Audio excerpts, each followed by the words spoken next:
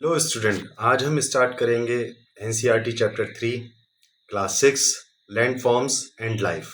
इसमें आप देख सकते हैं कि सबसे पहले एक कोट लिखा हुआ है जो अथर्ववेदा में दिया गया था। Free from the burden of humans being may the earth with many heights slopes and great plains bearing plants endowed with varied power spread out for us and show us her riches. The earth is my mother and I am her child. Atharvaveda Bhumi Sukta. ठीक है, इसका मतलब होता है, ये जो hymns लिखा है इसका मतलब है इंसानों के बोझ से मुक्त होकर ऊंचे नीचे स्थानों और विशाल मैदानों वाली तरह तरह की शक्तियों से भरपूर वनस्पति यानी कि प्लांट्स को धारण करने वाली ये पृथ्वी हमारे लिए फैल जाए या बड़ी हो जाए और हमें अपनी संपदा या जो भी धरती में है वो सब कुछ हमें मिले। अब इसमें लास्ट में क्या लाइन है? अर्थ इज माई मदर, यानी कि ये पृथ्वी मेरी माँ है और मैं इस पृथ्वी की संतान हूँ। तो ये अथर्ववेदा में भूमि सूक्त में हाइम एक लिखा हुआ है। ठीक है, अब आगे देखते हैं ये चैप्टर स्टार्ट में कैसे होता है चैप्टर 3। ठीक है, तो बच्चों बेसिकली ये जो चैप्टर है ये आपको कुछ चीज़ों के बारे में बताएगा जिसमें इम्पोर्टेंट है कि लैंड मास क्या होता है। और अब जब आप कहीं जाते हैं तो आप ये देखते होंगे तो अलग अलग जगह पर ज़मीन या भूमि जो है वो अलग अलग तरीके की होती है। ठीक है, चलिए introduction. Humans like most mammal lives on the land. इसका मतलब ये है कि इंसान और भी मैमल्स की तरह हैं जो ज़मीन पर रहते हैं। मैमल्स का मतलब होता है वो जीव जंतु या वो जो अपने बच्चों को दूध पिलाते हैं। Land as you may have notice, आपने ये नोटिस किया होगा कि जो लैंड है, जो ज़मीन है, वो अलग तरीके की है। एक जगह से दूसरी जगह के जब आप जाते हैं तो आपको सेम तरीके की ज़मीन नहीं मिलती है। क्यों? ऐसा क्यों? बिकॉज अलग अलग इन्वायरमेंट होता है हर जगह का। जैसे for example, if you are travelling by road from the region known as Chota Nagpur इन झारखंड, अगर आप छोटा नागपुर झारखंड से प्रयागराज उत्तर प्रदेश जाते हैं या अल्मोड़ा उत्तराखंड जाते हैं तो यहाँ पर आपको जो स्ट्रक्चर है, जो ज़मीन है, वो अलग तरीके की दिखाई देगी। कहीं आपको प्लेन्स यानी मैदान मिलेंगे, कहीं आपको पहाड़ मिलेंगे, कहीं प्लेट्यू मिलेंगे। तो इस चैप्टर में इन तीनों के बारे में कहा गया है। ठीक है, तो बच्चों देख लेते हैं कि ये चैप्टर कहता क्या है। ठीक, आगे देखते हैं। सबसे पहले आप देखेंगे कि इसमें एक वर्ड लिखा है एल्टीट्यूड। एल्टीट्यूड का मतलब क्या होता है? The height of an object, यानी कि किसी भी ऑब्जेक्ट की हाइट, किसी भी चीज की हाइट क्या है समंदर से, यानी कि समुद्र से लेकर आसमान तक उसकी ऊंचाई कितनी है। ठीक है, अब देखते हैं ये क्या कहता है। Sea level examples, the altitude of a mountain, यानी कि समुद्र से पहाड़ की ऊंचाई। द बर्ड, प्लेन और फ्लाइट। और द ऑल्टीट्यूड ऑफ सैटेलाइट, यानी कि किसी भी चीज की ऊंचाई। ठीक है, आइए अब देखते हैं नेक्स्ट क्या है। A land form is physical feature on the surface of our planet earth. ठीक है, यानी कि लैंड फॉर्म क्या होता है? फिजिकल फीचर, जो भी जिस तरीके की हमारी धरती है वो सब लैंड फॉर्म में आ जाता है। लैंड फॉर्म कई शेप के होते हैं और इस लैंड फॉर्म को बनने में मिलियंस ऑफ ईयर लगे हैं, यानी कि लाखों साल लगे हैं। और कितने तरीके का लैंड फॉर्म होता है? इसको 3 कैटेगरी में डिवाइड किया गया है, माउंटेन्स, प्लेट्यू एंड प्लेन्स। इसका मतलब क्या है? माउंटेन्स पहाड़, प्लेट्यूज पठार और प्लेन्स यानी कि मैदान। ठीक है, the land form have different climate. Her land form का क्लाइमेट यानी जो मौसम है वो अलग अलग होता है। ठीक है, और इसमें अलग तरीके के फ्लोरा एंड फौना होते हैं। फ्लोरा एंड फौना पता है आपको बच्चों? फ्लोरा मतलब वनस्पतियां, पेड़ पौधे और फौना जीव जंतु। ठीक है, ह्यूमंस यानी कि इंसान adopted to all land forms, इंसानों ने हर चीज को अडॉप्ट कर लिया है जहां कहीं भी वो रहते हैं। And the number of people living on different kinds of land form varies through out the world. आप देखेंगे कि दुनिया के कोने कोनों में इंसान रहते हैं और हर जगह, चाहे वो बहुत सर्दी वाली जगह हो या गर्मी वाली जगह हो। ठीक है, अब इसकी फर्स्ट जो फॉर्म है वो देखेंगे क्या है। माउंटेन्स। अब माउंटेन्स के बारे में, आप अगर कभी पहाड़ों पे गए हो तो आपने देखा होगा पहाड़ बहुत ऊंचे होते हैं, इनको माउंटेन्स कहा जाता है। Mountains are land forms that are much higher than the surrounding landscape, यानी कि पहाड़ वो होते हैं जो मैदानों में होते हैं और बहुत ऊंचाई तक जाते हैं, ठीक है। They can be recognised by a broad base steep slopes, यानी कि ब्रॉड बेस का मतलब होता है आधार, बेस का मतलब होता है आधार, जिनका आधार बहुत चौड़ा होता है। और स्टीप स्लोप्स क्या होता है, ढलाने, यानी कि ढाल, जो ढला होता है, खड़ी ढलाने, उसको कहते हैं steep slope. And a narrow submit, यानी कि नैरो मतलब सकरी और सबमिट में चोटी, जिसकी चोटी छोटी होती है। Depending on their heights some mountains are covered with snow. ये जो पहाड़ हैं वो अपनी हाइट के अकॉर्डिंग बर्फ से ढके रहते हैं, ठीक है। जो पहाड़ कम ऊंचाई के होते हैं यानी कि लोअर एल्टीट्यूड के, उसमें स्नो मेल्ट्स हो जाती है, यानी कि जो बर्फ है वो गर्मियों में पिघल जाती है और पानी बनकर वो कहाँ जाती है, नदियों में मिल जाती है, ठीक है। और कई पहाड़ ऐसे होते हैं जो नदियों में नहीं मिलते हैं, जिनकी बर्फ पिघलती ही नहीं है पूरी साल भर। ये परमानेंटली कुछ पहाड़ ऐसे होते हैं जो बर्फ से ढके रहते हैं। यहाँ कैप्ट का मतलब है ढके रहना, ठीक है। आप यहाँ पर एक वर्ड देखेंगे, पर्सिपिटेशन। सो इसका मतलब क्या है, इसका मतलब है बारिश होना या ओलों का गिरना। ओले समझते हैं, जो आसमान से गिरते हैं, ठीक है, उसको कहते हैं इंग्लिश में हेल, ठीक।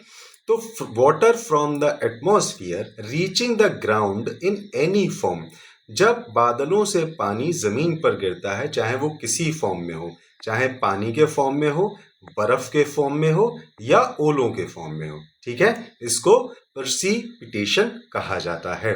Other highlands with a lower heights, less steep slopes and rounded tops are called hills. So steep slopes क्या बता दिया आपको, खड़ी ढालें होती हैं, ढलान जिसको कहते हैं। और हिल्स क्या होता है, जिनकी जो ढलान है वो छोटी होती है, पहाड़ों की तरह नहीं होती है, उसको कहते हैं हिल्स, ठीक है, याद रखिएगा। नाउ अब आगे देख लेते हैं। आप इस इमेज में देखेंगे कई तरीके के पहाड़ आपको दिखाई देंगे, जैसे माउंट एवरेस्ट है, माउंट अकनकागुआ है, माउंट किलिमंजारो है, माउंट ब्लैंक, और साथ ही साथ माउंट कंचनजंगा, माउंट अन्नाईमुडी। इन पहाड़ों के बारे में हम पढ़ेंगे। ये 6 पिक्चर हैं जो दुनिया भर के इंपॉर्टेंट माउंटेन्स हैं उनकी, ठीक है। तो बच्चों आप देख लेते हैं कि हर पहाड़ की हाइट, हर माउंटेन की हाइट अलग अलग होती है। जैसे most of the world's mountain are grouped in mountain range. Mountain range क्या होता है, माउंटेन रेंज वो चीज होती है जो पहाड़ों के साथ या माउंटेन्स के साथ कई सारे छोटे माउंटेन्स होते हैं, उनको कहते हैं माउंटेन रेंजेस। जैसे हिमालय कहाँ पर है, एशिया में। द आल्प्स कहाँ पर है, यूरोप में। एंडीज कहाँ है, साउथ अमेरिका में। और ये जो रेंजेस हैं, ये रेंजेस जो है थाउजेंड्स ऑफ किलोमीटर यानी हजारों किलोमीटर की होती हैं। अगर आप इस इमेज में देखेंगे तो इस इमेज में ये जो पहाड़ हैं आपके सामने, इनकी ऊंचाई या हाइट या रेंजेस लिखी हुई है, ठीक है। तो इसको आप मेमोराइज कीजिएगा, ओके। तो अब आगे देखते हैं।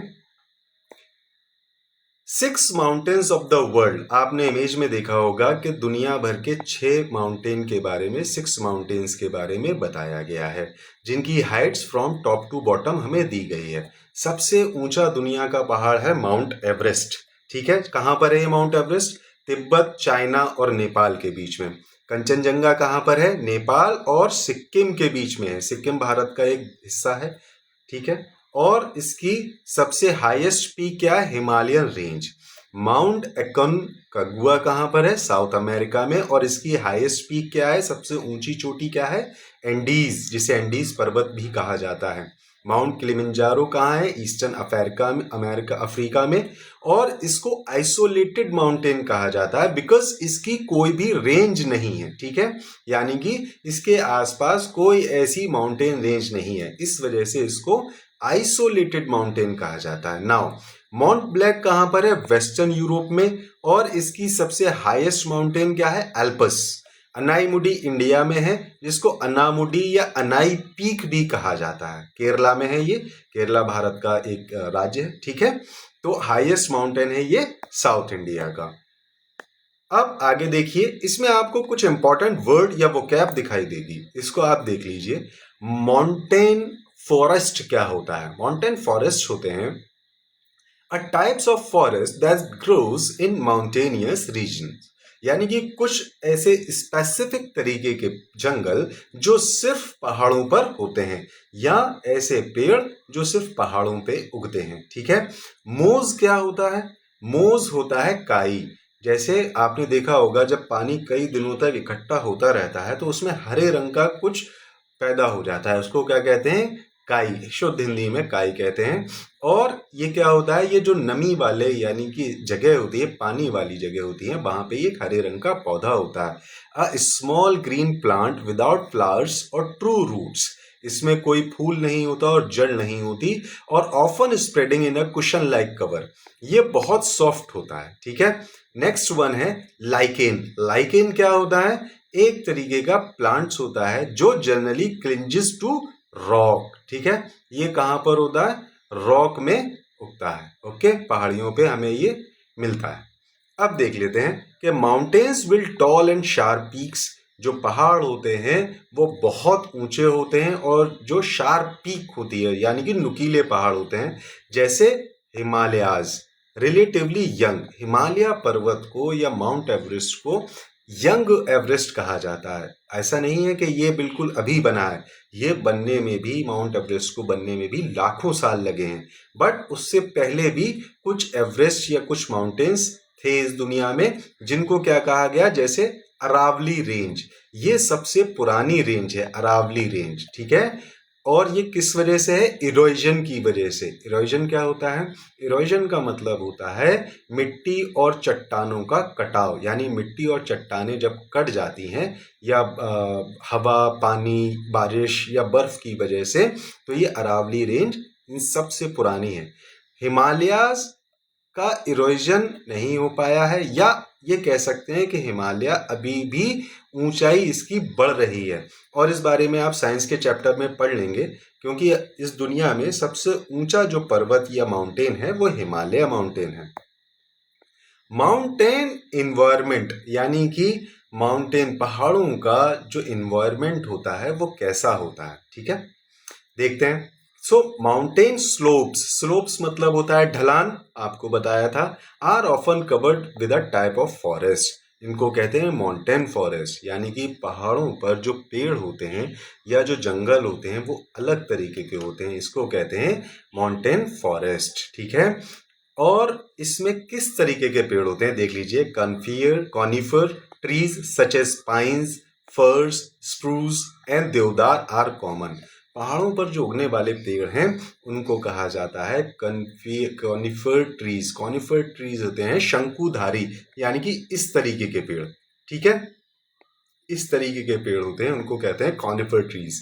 अब जैसे पाइन, पाइन का पेड़ हो गया, चीड़ जिसको कहते हैं, फर्स हो गया, देवदार हो गया, स्प्रूस हो गया, ये सारे पेड़ माउंटेन एरिया में उगते हैं। So these conifer trees grows tall, ये जो पेड़ होते हैं ये बहुत लंबे होते हैं, कोन शेप में होते हैं। जैसे ये कोन शेप है, जैसे आइसक्रीम का शेप होता है वैसे ही इसी शेप में होते हैं। इनकी जो पत्तियां होती हैं वो थिन और पॉइंटेड लीव्स होती हैं, नुकीली होती हैं। At higher altitude the trees give way to grasses, mosses and lichens, यानी कि जब हम ऊंचाई, बहुत ऊंचाई के जो ऊंचे पहाड़ होते हैं उन पे घास होती है, मोजेस होते हैं और लाइकेन्स होते हैं। अब इसमें देखिए कि here are two verses from a long poem by Kalidas. हमारे देश के एक महान व्यक्तित्व हैं जिनका नाम है कालिदास। कालिदास ने 1500 साल यानी कि 1500 ईयर्स अगो क्या कहा था? उन्होंने कुमार संभव, इनकी एक राइटिंग है जिसमें इन्होंने कहा था हिमालय के बारे में कि in the north rises Himalaya, north में हिमालय उठा हुआ है या ऊंचा है। लॉर्ड ऑफ माउंटेन्स, पहाड़ों का देवता, लाइक अ लिविंग गॉड, जैसे एक जीवित भगवान हो। हु मीजर्स द अर्थ, जो धरती को देखता है या धरती को नापता है। Stretches from the western to the oceans, जो वेस्ट से ईस्ट तक समुंदर में फैला हुआ है, ठीक है। From it the wind comes down, जब यहाँ हवा चलती है, carrying spray from descending Ganga, shaking the deodar, तो गंगा इसको लेकर जाती है और पेड़ झूमते हैं। ओपनिंग द पीकॉक्स टेल्स, मोर नाचते हैं। And cooling the mountain people after they hunt deer, यानी कि जो पहाड़ों पे रहते हैं वो लोग अच्छा महसूस करते हैं शिकार करने के बाद, ठीक है। तो माउंट एवरेस्ट को क्या कहा गया? Lord of mountain. ये याद रखिएगा, Lord of mountains mount Everest को कहा जाता है, ठीक है। ये कुछ एनिमल्स की इमेजेस हैं जो आपको माउंटेन्स एरिया में मिलेंगी। हिमालयन थार हो गया, माउंटेन हेयर हो गया, गोल्डन ईगल, कैनेडियन लिनक्स, याक, आइबैक्स, ग्रे फॉक्स, ये माउंटेन एनिमल्स हैं। लेपर्ड हो गया, ब्लैक बियर, ये सब माउंटेन एनिमल्स हैं, ठीक है स्टूडेंट। अब देखते हैं deep forest, flowing rivers, lakes, grasslands and caves in the mountains are homes to diverse fauna, ठीक है। यानी कि जो घने जंगल हैं, नदियां हैं, झील है, या घास के मैदान हैं, या गुफाएं हैं, या पहाड़ हैं, ये सब में अलग अलग तरीके के फ्लोरा एंड फौना पाए जाते हैं।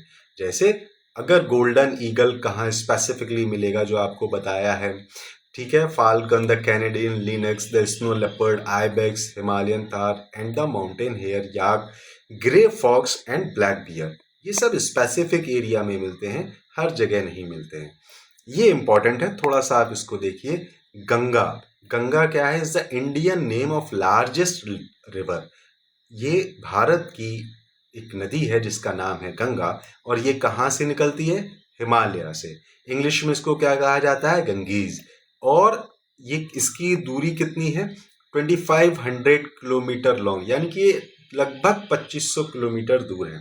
और इसमें कई सारी ट्रिब्यूटरीज, ट्रिब्यूटरीज का मतलब होता है सहायक नदियां, जो अलग अलग जगह से आकर एक नदी में मिलती हैं, ठीक है। तो गंगा नदी में कई सारी नदियां आके मिलती हैं, जैसे यमुना, घाघरा। हालांकि ये नदियां भी हिमालय से ओरिजिनेट होती हैं, ठीक है। सोन और सोने ओरिजिनेट फ्रॉम विंध्या रेंज। ये नदी कहाँ से ओरिजिनेट या निकलती है? विंध्या रेंज से, जो साउथ में है गंगा प्लान के, ठीक। अब अगर आप देखें टेरेस फार्मिंग, टेरेस फार्मिंग आप समझिए, टेरेस फार्मिंग बेसिकली एक तरीके की खेती होती है, कल्टीवेशन होता है, जहां पर टेरेस, जैसे छत का टेरेस होता है उस तरीके से बनाया जाता है, ठीक है। टेरेन क्या होता है? टीरेन बेसिकली इसको बोला जाता है। टीरेन का मतलब होता है एक ऐसी जगह या किसी जगह की नेचर, किसी जगह का जो जमीन है वो किस तरीके की है। A piece of stretch of land from the point of view its physical feature, यानी कि किसी जमीन का या भूमि का फिजिकल फीचर कैसा है। So life in the mountain अगर देखें तो किस तरीके से ये माउंटेन की लाइफ होती है, ये देखने वाली बात है, ठीक है बच्चों। आइए देख लेते हैं। तो life in a mountain, the mountain terrain is usually rugged और रफ। माउंटेन जो पहाड़ हैं, उन पहाड़ों की जो जमीन है वो कैसी होती है? रफ होती है, खुरदुरी होती है। एंड स्टीप स्लोप, यानी खड़ी ढलाने होती हैं इसमें, ओके। और that means that regular farming can only be practised in some valleys. Valleys का मतलब होता है जो चट्टानों के बीच में जगह होती है, दो पहाड़ों के बीच का जो नीचा भाग होता है उसको कहते हैं वैलीज। सो कल्टीवेशन यहाँ पर पॉसिबल नहीं है, लेकिन फिर भी कल्टीवेशन किया जाता है किस तरीके से? ओनली ऑन स्लोप्स, यानी कि ढलान जो है उन पर कटिंग कर कर, और इसको कहते हैं क्या? स्लीप स्टोप्स। सो यहाँ पर खेती की जाती है, ठीक है। टेरेस फार्मिंग जिसको कहते हैं, इसको स्लोप बनाया जाता है और फिर इस पे फार्मिंग की जाती है, इसको क्या कहते हैं? Terrace farming. कुछ माउंटेन्स ऐसे होते हैं in the world where herding is the preferred occupation over agriculture. So इस दुनिया में कई ऐसी जगह हैं, कई ऐसे पहाड़ हैं जहां पर हर्डिंग, हर्डन का मतलब होता है जानवरों को पालना या पशुपालन, पशुओं को चराना, उनकी देखभाल करना, जहां के लोग एग्रीकल्चर से ज्यादा हर्डिंग करते हैं, यानी कि जानवरों को पालते हैं। पहाड़ों का एक फायदा और है, दैट इज टूरिज्म। ये बहुत इंपॉर्टेंट सोर्स होता है इनकम का। आप भी कभी अगर किसी पहाड़ पर घूमने गए होंगे तो आप भी वहाँ जाते हैं, घूमते हैं, वहाँ पैसे खर्च होते हैं। सो डेफिनेटली वहाँ के जो लोग हैं जो पहाड़ों पर रहते हैं उनको इनकम होती है। The crisp mountain air and scenic beauty, यानी कि वहाँ की जो खूबसूरती है, जो सुंदरता है, वो टूरिस्ट को अट्रैक्ट करती है। Some tourist also go to the mountains for sports. आप अगर कभी किसी पहाड़ पर गए हो तो आपने देखा होगा कि पहाड़ों पर कई सारे स्पोर्ट्स भी खेले जाते हैं, जैसे स्कीइंग हो गया, जो बर्फ वाले पहाड़ हैं वहाँ पर hiking, mountaineering and paragliding. For many centuries, कई सदियों से इंसान या लोग एक जगह से दूसरी जगह ट्रैवल करते हैं। किस लिए? पिलग्रिमेजेस। इसका मतलब होता है तीर्थ यात्रा करना, किसी पवित्र जगह पर जाना, ठीक है। बट एन एक्सेसिव इनफ्लो, लेकिन जब विजिटर्स या भीड़ ज़्यादा बढ़ जाती है तो माउंटेन यानी पहाड़ों का जो इन्वायरमेंट होता है उस पर प्रेशर पड़ता है, जिससे उनका बैलेंस बिगड़ता है और इन्वायरमेंट खराब होता है। ये इंपॉर्टेंट पॉइंट्स हैं, इनको देख लीजिए। सो बेसिकली बछेंद्री पाल क्या है देखते हैं। From the young age led many women's climbing expedition. Bachendri Pal first Indian women है जिन्होंने माउंट एवरेस्ट चढ़ा था। कब? 1984 को, जिन्होंने माउंट एवरेस्ट को फतेह किया था, बछेंद्री पाल ने। इनको कुछ प्राइज भी मिले हैं, जैसे पद्मश्री और पद्म भूषण। ये दोनों प्राइज कब मिले हैं? 2019 में। दूसरा है अरुणिमा सिन्हा।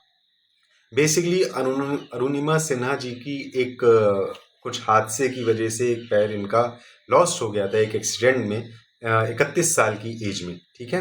बट इन्होंने हिम्मत नहीं हारी और 2013 में इन्होंने माउंट एवरेस्ट पर फतेह हासिल की, यानी कि जीत गए, माउंट एवरेस्ट चढ़ गए ये। इसके अलावा इन्होंने माउंट विंसन अंटार्कटिका पर भी चढ़ाई की और इनको 2015 में पद्मश्री मिला था, ठीक है ना। ये आप देख सकते हैं कि फ्लैश फ्लड क्या होता है। A sudden local flood often caused by a cloud burst, यानी कि जो अचानक से कहीं बादल फट जाते हैं बारिश में, और उसके बाद जब बाढ़ आती है तो उसको कहते हैं फ्लैश फ्लड। लैंडस्लाइड क्या होता है? जब कोई पहाड़ या चट्टान टूट जाती है, गिर जाती है सड़क पर, या जमीन खिसक जाती है तो उसको कहते हैं लैंडस्लाइड, ठीक है। एवलांच क्या होता है? The sudden fall of snow, अचानक से बर्फ गिरने लगे पहाड़ों के ऊपर। और या often occurs when the snow start melting, melting का मतलब होता है पिघलना या पिघलने लगे। क्लाउड बर्स्ट क्या होता है? बहुत तेज अचानक से बारिश होने लगना, बादल फट गए, कहते हैं आम भाषा में, आम बोलचाल में कहते हैं कि बादल फटना, तो उसी को कहते हैं क्लाउड बर्स्ट, ठीक है। ये सारी इमेजेस दी गई हैं एवलांच की, हैवी स्नोफॉल, क्लाउड बर्स्ट और कोल्ड वेदर। कई ऐसे पहाड़ हैं जिन पे पूरे साल बर्फ जमी रहती है, ग्लेशियर्स हो जाते हैं, और जिनका पानी जब धूप निकलती है तो वो बर्फ बहकर हमारे पानी बन जाती है और हमारे पीने के काम आता है, ठीक है। Many traditional communities around the world consider mountain to be sacred places. इस दुनिया में कई सारी ऐसी कम्युनिटीज हैं जो पहाड़ों की पूजा करते हैं। जैसे माउंट एवरेस्ट की ऊंचाई कितनी है? 8,849 मीटर्स। इसको कई नामों से जाना जाता है, जैसे तिब्बत में इसको किस नाम से जाना जाता है, या तिब्बतन क्या कहते हैं इसको? Chomolungma, which means mother of goddess, यानी कि दुनिया की जो गॉडेस हैं वो क्या है? Mount Everest. And worship the mountain as such, और इसकी पूजा करते हैं। नेपाली इसको नेपाल में क्या कहा जाता है? सागर माथा, इसका मतलब है गॉडेस ऑफ द स्काई, ठीक। इसके अलावा माउंट कैलाश को क्या कहा जाता है? माउंट कैलाश की भी पूजा की जाती है। किन किन धर्मों में? Hinduism, Buddhism, Jainism and bone. Bone क्या है? एंशियंट तिब्बतन रिलीजियन है। बोन क्या है? एक बहुत पुराना रिलीजियन है तिब्बत का, ठीक है। भारत में भी पहाड़ों की पूजा की जाती है। Now next point is plateau. बच्चों प्लेट्यू क्या होता है ये समझने वाली बात है, ठीक है। अब प्लेट्यू को हम हिंदी में कहते हैं पठार। एक ऐसी जगह जो जमीन से तो ऊंचा होता है लेकिन पहाड़ नहीं होता है, ठीक है, और जो सेम होता है एक जगह से दूसरी जगह तक, ठीक है। इसको देखते हैं। प्लेट्यू क्या है? एक लैंडफॉर्म है जो rises up from the surroundings lands and has a more or less flat surface, जिसका सरफेस फ्लैट होता है लेकिन जमीन से ऊंचा होता है बट पहाड़ से नीचा होता है, और इसके चारों तरफ ढलानें होती हैं जैसे mountains. Plateaus can be young और ओल्ड। प्लेट्यू बहुत पुराना भी हो सकता है और नया भी हो सकता है। तो यहाँ नए का मतलब ये नहीं है कि ये अभी 10-20 सालों में बना हो, इसको बनने में भी लाखों साल लगते हैं। जैसे तिब्बतन प्लेट्यू, ये सबसे दुनिया का लार्जेस्ट और हाईएस्ट प्लेट्यू है, सबसे हाईएस्ट पठार है इस दुनिया का। And the Deccan plateau, the height of plateaus can very. Plateaus की जो हाइट है वो डिफरेंट होती है, ठीक है। ये कुछ 100 मीटर से लेकर 1000 मीटर्स तक हो सकती है। तो आप कभी ये मत सोचिएगा कि प्लेट्यू की height same. The Tibetan plateau has an average altitude. Tibetan plateau का जो एवरेज ऊंचाई है वो कितनी है? 4500 मीटर, 4500 मीटर्स इसकी एवरेज ऊंचाई है। सो इसका निकनेम क्या है तिब्बतन प्लेट्यू का? Roof of the world. तो ये जीके का क्वेश्चन आंसर है, इसको याद रखिएगा कि what is called roof of the world, that is Tibetan plateau from east to west. इसकी ऊंचाई कितनी है? 2500 किलोमीटर। और डिस्टेंस कहाँ से कहाँ तक है? चंडीगढ़ से कन्याकुमारी तक। तो आप सोच सकते हैं ये कितना फैला हुआ होगा। Deccan plateau of central and south India is one of the oldest plateau in the world. Deccan plateau जो साउथ इंडिया में है वो दुनिया का सबसे ओल्डेस्ट यानी पुराना प्लेट्यू यानी पुराना पठार माना जाता है, जो कैसे बना था? वॉल्केनिक एक्टिविटी से। वॉल्केनिक एक्टिविटी क्या होती है? जब ज्वालामुखी से लावा निकलता है और उससे कोई ठोस आकृति बनती है, ठीक है। माउंटेन्स की अगर बात करें तो माउंटेन्स या प्लेट्यूज, इनमें क्या होता है? ये रिच, इनमें बहुत मिनरल्स होते हैं, जो इसी वजह से इनको क्या कहा जाता है? माउंटेन्स और प्लेट्यूज को स्टोर हाउस ऑफ मिनरल्स, ठीक है, स्टोर हाउस ऑफ मिनरल्स। यहाँ पर जब माइनिंग करते हैं तो बहुत सारी चीज़ें मिलती। माइनिंग का मतलब होता है खुदाई करना, ठीक है, उसको ज़मीन से बाहर निकालना। और मेन एक्टिविटी क्या होती है प्लेट्यू में? माइनिंग, ठीक है। तो सबसे ज्यादा जो माइनिंग होती है वो यहीं होती है। जैसे African plateau is famous for gold and diamond mining. Africa के जो प्लेट्यू हैं वहां पर सोना और डायमंड की माइनिंग की जाती है। और इंडिया में, इंडिया किस चीज का सबसे ज्यादा, इंडिया के जो प्लेट्यूज हैं उनमें क्या निकलता है? आयरन, कोल, मैग्नीज। ये कहाँ पर है? कहाँ से हमें सबसे ज्यादा मिलते हैं? छोटा नागपुर पठार से। ओके, मैग्नीज एक बहुत इंपॉर्टेंट खनिज होता है। Okay, so the plateau environment is very diverse. जो प्लेट्यू पठारों का जो इन्वायरमेंट होता है ये पूरी दुनिया में सेम नहीं होता, अलग होता है। कई प्लेट्यू ऐसे हैं जहाँ रॉकी सॉइल होती है which makes them less fertile, यानी कि जो रॉकी सॉइल है वो कम फर्टाइल, कम उपजाऊ होती है। किसके कंपैरिजन में? प्लेन्स के कंपैरिजन में। आपने देखा होगा दुनिया के ज़्यादातर जो लोग रहते हैं वो प्लेन्स एरिया में रहते हैं। Okay, and therefore less favourable to farming. इस वजह से इस दुनिया में जितने भी लोग हैं वो फार्मिंग के लिए प्लेन्स को चूज करते हैं। और ये जो नॉन फर्टाइल एरिया है, रॉकी सॉइल नॉन फर्टाइल है, कम उपजाऊ है या खेती मुश्किल से होती है, कल्टीवेशन, इस वजह से लोग यहाँ रहना पसंद नहीं करते। An exception is that of lava plateaus. Lava क्या होता है? ज्वालामुखी से निकलता है वॉल्केनिक एक्टिविटी की वजह से। यहाँ पर सबसे अच्छी चीज क्या है? Rich black soil. Black soil बहुत यहाँ पर पाई जाती है, जो कई खेती के, कई सारी फसल उगाने के काम आती है। Okay, plateaus are also home to many spectacular waterfall. जो पठार है इनमें कई सारे वाटरफॉल भी पाए जाते हैं। जैसे अगर हम इस दुनिया के पठारों में देखें तो विक्टोरिया फॉल्स कहाँ पर है? Zambezi river in South Africa. Victoria falls कहाँ है? जम्बेजी रिवर साउथ अफ्रीका में।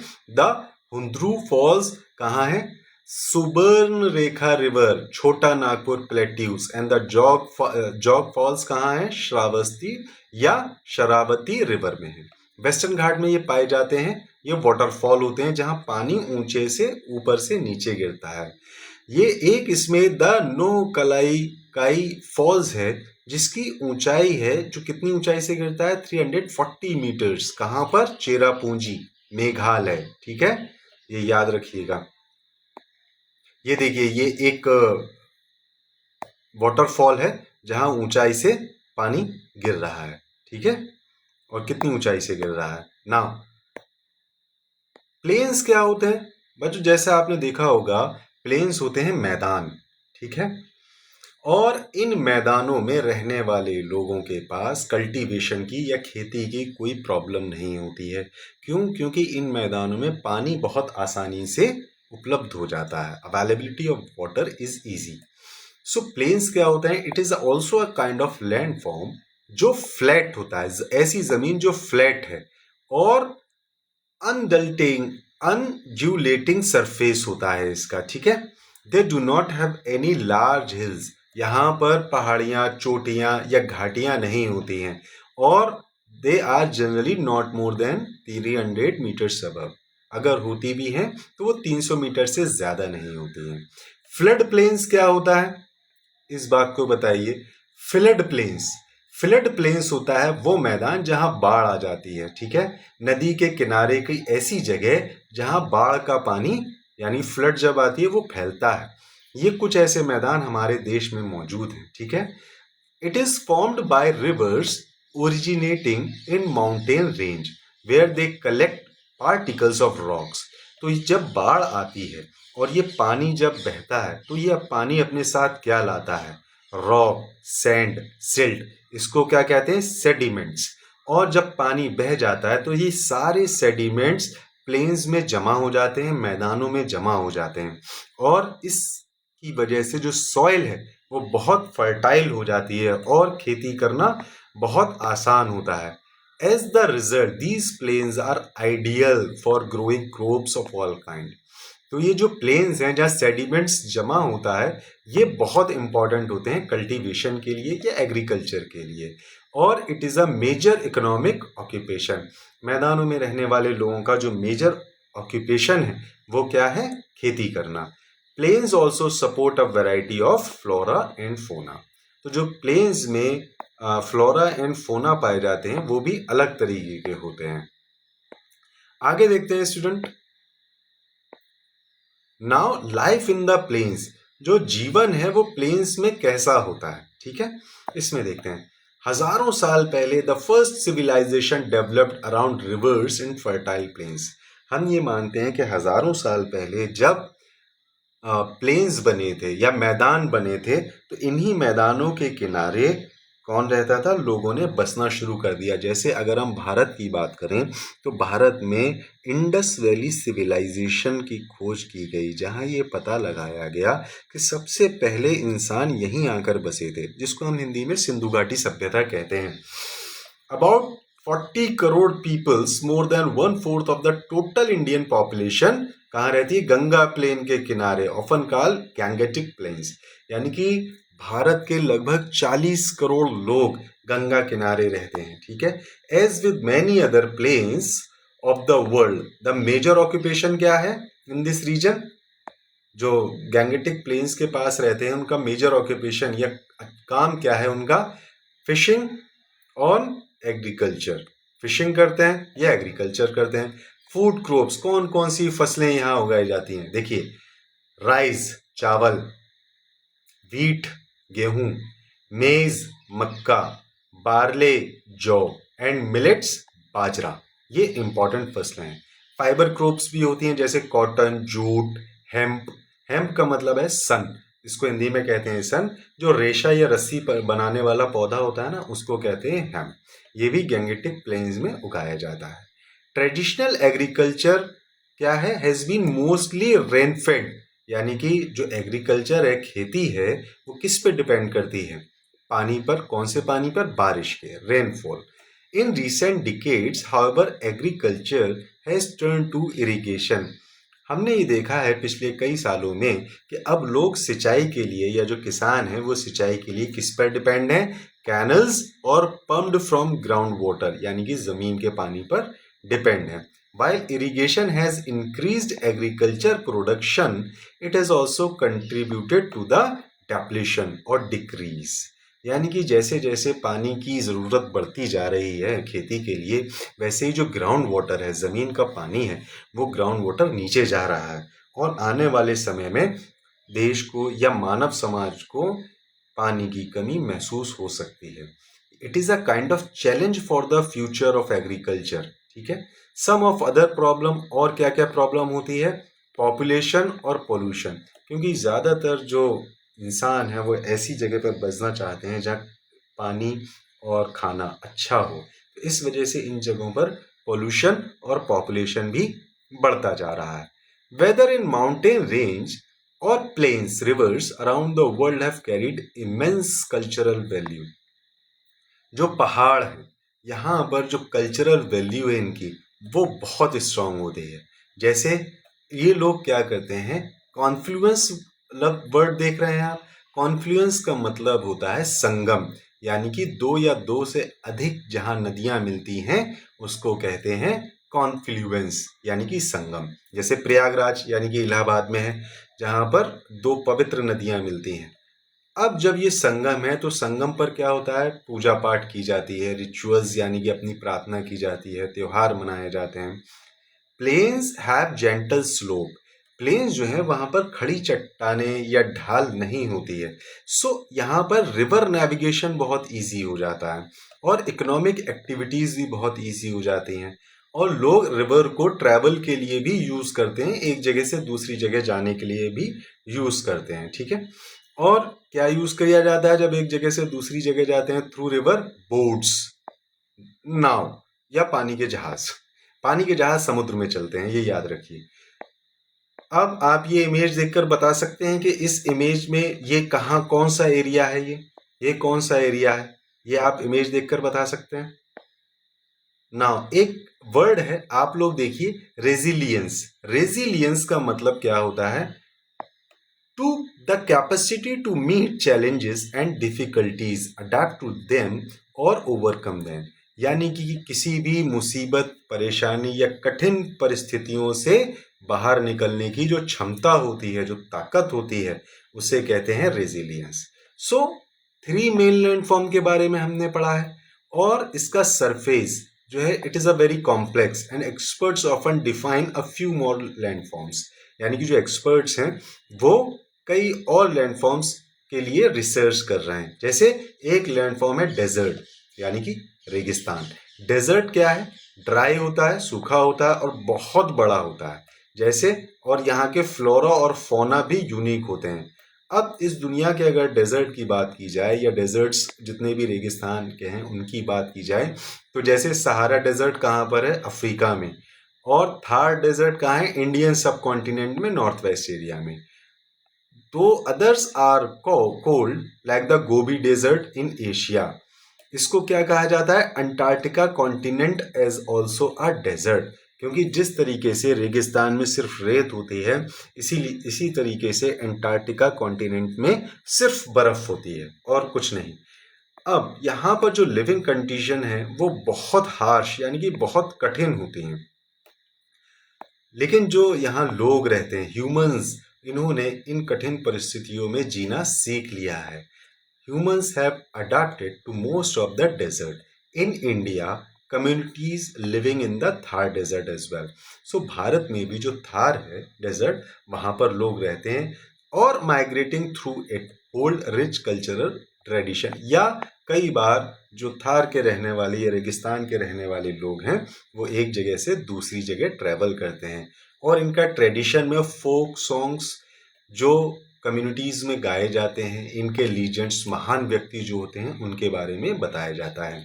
The diverse ways in which humans have made all land forms.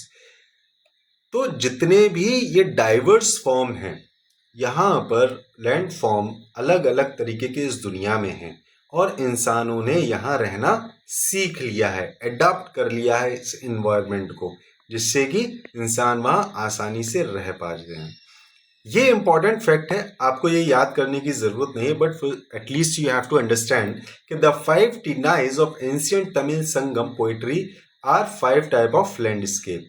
ठीक है, यहाँ पर अलग तरीके के 5 लैंडस्केप दिए गए हैं और ये विद सर्टेन स्पेसिफिक डाइटीज देवी देवता, लाइफ स्टाइल, मूड्स और इमोशन जैसे love, longing, separation, quarrel etcetera, यहाँ पर ये चीजें गाई जाती है। ठीक है, तो ये तमिल साहित्य में, तमिल लिटरेचर में 5 तरीके की भूमि या जमीन या लैंडस्केप को बताया गया है। अब ये 5 तरीके की लैंडस्केप कौन कौन सी हैं देख लीजिए। तिनाय यानी कि कुरिंची, मुल्लई, मुरुदम, नैदल और पलाई। ठीक है, ये 5 तरीके की लैंडस्केप है। These 5 टाइनाइज constitute a different classification of landforms than the one we have seen। ठीक है, ये अलग 5 तरीके की जो लैंडफॉर्म है ये हमें बताती हैं, लेकिन किस बारे में? Awareness of the diverse region and their characteristic, यानी कि अलग अलग तरीके के भूमि है इस धरती पर। और they also illustrate the deep connection between humanity and the natural environment. So जो भी ह्यूमैनिटी है, लोग हैं जो एक जगह से दूसरी जगह पर रह रहे हैं, वो इस इन्वायरमेंट में रहते हैं। ठीक है, but the concept they reflect need to be understood. So first we need to understand the concept where the people lived. Okay, before we move on, we need to understand that landforms have और landforms are classified into 3 types. जो जमीन है वो 3 तरीके से classify की जाती है, जैसे माउंटेन, प्लेट्यूज एंड प्लेन्स। ठीक है, they have very different physical characteristics and environment. So हर लैंडफॉर्म में अलग तरीके का इन्वायरमेंट होता है। Throughout history peoples lives and activities have been much impacted by the type of landform they have lived in. So इतिहास में अगर देखें तो जिस किसी भी जगह लोग रहते हैं वो अलग अलग तरीके की एक्टिविटीज़ करते हैं, उनका कल्चर अलग होता है, उनका फूड अलग होता है, उनका लिविंग स्टाइल अलग होता है। These landforms are an integral part of culture across the world. Indian culture in particular has celebrated them in diverse way. तो हमारे देश में भी अगर आप देखें तो हर राज्य में, हर लैंडफॉर्म में अलग तरीके का कल्चर है। Each landforms offer different challenges as well as opportunities. So students, हर लैंडफॉर्म के चैलेंजेस अलग होते हैं और वहाँ अपॉर्चुनिटीज भी अलग होती हैं। तो ये चैप्टर आपका कंप्लीट हो गया है। सो अब हम नेक्स्ट क्लास में नेक्स्ट चैप्टर शुरू करेंगे जिसका नाम है timeline and sources of history. Thank you student.